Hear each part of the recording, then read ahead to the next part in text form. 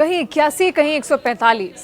महाराष्ट्र और झारखंड में सरकार बनाने का गणित अलग अलग है, ये हम आपको समझाएंगे और ये भी समझाएंगे कि कास्ट पॉलिटिक्स से अलग अलग राज्यों में, इन दोनों राज्यों में कितना असर पड़ता है, उसका A to Z आपको समझाएंगे। लेकिन उससे पहले तमाम न्यूज अपडेट्स के लिए न्यूज 18 इंडिया की यूट्यूब चैनल को सब्सक्राइब करना बिल्कुल ना भूलिएगा।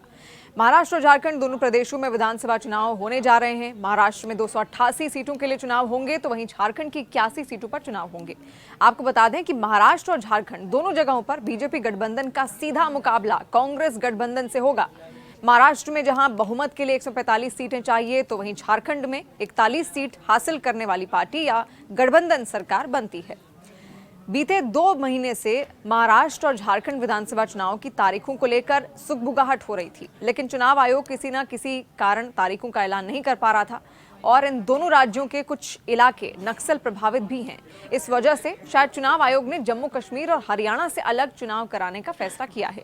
अब आपको बता दें कि जहां महाराष्ट्र में बहुमत के लिए 145 सीटें चाहिए, तो झारखंड में 41 सीट लाने वाली पार्टी या फिर गठबंधन सरकार बना सकती है। पिछले चुनाव की बात करें तो महाराष्ट्र में एनडीए को स्पष्ट बहुमत मिली थी, लेकिन मुख्यमंत्री चेहरे पर विवाद होने के बाद शिवसेना ने बीजेपी से नाता तोड़ लिया था। इसके बाद काफी नाटकीय घटनाक्रम के बाद महाविकास अघाड़ी का गठन हुआ और उद्धव ठाकरे के नेतृत्व में सरकार बनी। लेकिन कुछ महीने बाद शिवसेना टूट गई और एकनाथ शिंदे को राज्यपाल ने शपथ दिला दी। वहीं झारखंड में साल 2019 में रघुवर दास के नेतृत्व में चुनाव लड़ा गया था, लेकिन बीजेपी ये चुनाव हार गई थी। खुद रघुवर दास भी जमशेदपुर सीट से निर्दलीय और बीजेपी के बागी सरयू राय से हार गए थे और इसके बाद राज्य में हेमंत सोरेन के नेतृत्व में सरकार बनी। साल 2019 के चुनाव में जेएमएम को 30, बीजेपी को 25, कांग्रेस को 6 और अन्य को 10 सीटें हासिल हुई थी। झारखंड के राजनीतिक इतिहास देखने पर आपको ये पता चल जाएगा कि निर्दलीय और अन्य झारखंड में सरकार बनाने में अहम रोल अदा करते हैं। मधु कोड़ा का नाम सबसे बड़ा उदाहरण भी है। झारखंड का समीकरण समझिए। अब यहाँ पर आप झारखंड चुनाव में इस बार भी डोमिसाइल बड़ा मुद्दा बन सकता है। आदिवासियों की घटती आबादी, बांग्लादेशी घुसपैठ और भूमि स्वामित्व इस चुनाव में भी मुद्दा बन सकता है। संथल परगना एक्ट को लेकर भी मामला गर्मा सकता है और आपको बता दें कि झारखंड में हेमंत सोरेन के नेतृत्व में पूरे 5 साल तक सरकार चली है। बीच में कुछ समय हेमंत सोरेन जेल जाने के बाद चंपई सोरेन को अपनी सत्ता सौंप गए थे और उनको सीएम बना गए थे, लेकिन हेमंत सोरेन के जेल से निकलने के बाद चंपई सोरेन को इस्तीफा देना पड़ा और हेमंत सोरेन एक बार फिर से सीएम बन गए।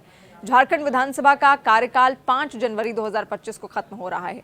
महाराष्ट्र का मुकाबला किस तरीके का रहेगा ये भी समझिए। महाराष्ट्र विधानसभा का कार्यकाल 26 नवंबर को खत्म हो रहा है और महाराष्ट्र में मराठा आरक्षण का मुद्दा इस चुनाव में गरमा सकता है।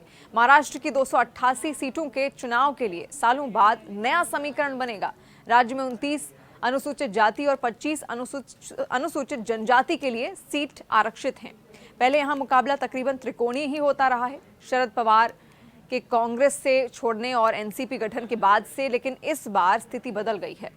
महायुति वर्सेस महाअघाड़ी का माहौल बना हुआ है। इस बार महाविकास अघाड़ी और महायुति के बीच संग्राम बड़ा हो सकता है।